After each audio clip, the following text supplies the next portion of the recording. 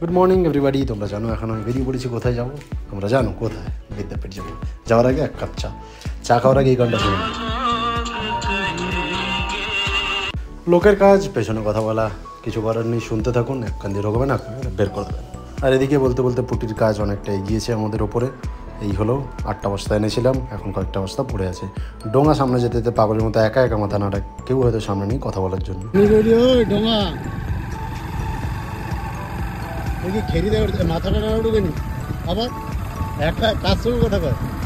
মাঝে মধ্যে একটু বাড়ি এলে সময় দিয়ে দিই একটু দোকানে এসে বসলাম, বসে দেখি এখন বাবা নেই, তাই জন্য একটু ট্রান্সপোর্টের মাল এসছে, এখানে আনলোডিং হচ্ছে দোকানে, একটু তাই জন্য বসতে হবে। আর বাইরে প্রচণ্ড গরম। আমি জানি না এই ক্লিপটা আমি কেন নিয়েছিলাম, মাথায় টুপি পরে কেন দোকানের ভেতরে বসে আছি, সেটা একটা গভীর বড় প্রশ্ন।